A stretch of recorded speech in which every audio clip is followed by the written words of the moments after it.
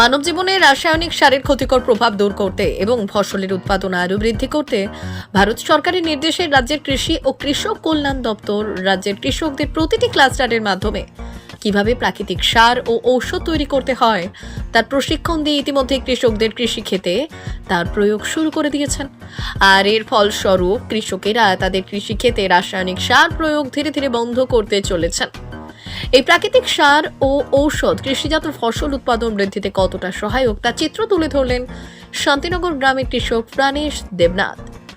তিনি জানালেন, ওনার ছোট্ট একটি জমিতে 100 বেগুনের চারা রোপণ করেছিলেন এবং তাতে কোনো ধরনের রাসায়নিক সার ব্যবহার না করে তিনি প্রাকৃতিক সারের উপর নির্ভর করে কৃষিকাজ করছেন। প্রথম কিস্তিতে তিনি উৎপাদিত বেগুন বিক্রি করে 35,000 টাকা আয় করেছেন। আরও কয়েক কিস্তিতে তিনি তা বিক্রি করতে পারবেন।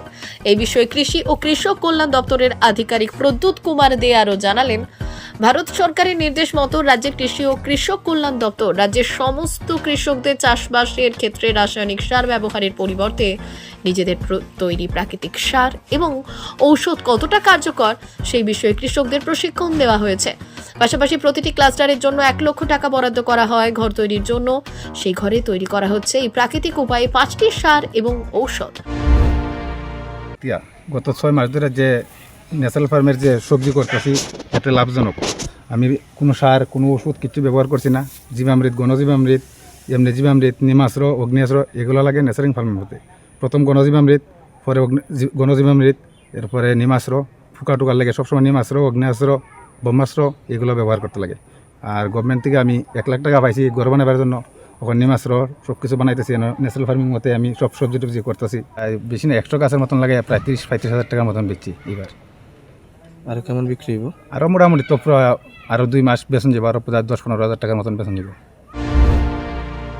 এখন দাঁড়িয়ে আছি শান্তিনগর পঞ্চায়েত, খোয়াই কৃষি মহকুমার অন্তর্গত একটি পঞ্চায়েত, যেখানে আমরা নির্বাচিত হয়েছে প্রাকৃতিক চাষাবাদের জন্য।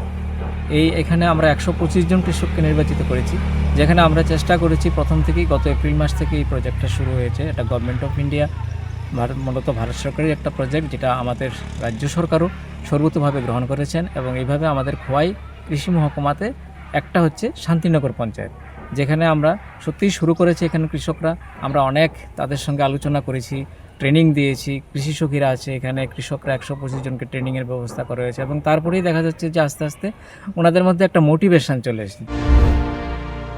খোয়াই কৃষি মহকুমার অন্তর্গত বেশিরভাগ কৃষকেরা ইদানিং ভারত সরকারের নির্দেশ মতো রাসায়নিক সারের পরিবর্তে প্রাকৃতিক সার ও ঔষধের মাধ্যমে চাষবাস শুরু করেছেন এবং এর ফলাফল খুবই ভালো। Bureau report, news on time.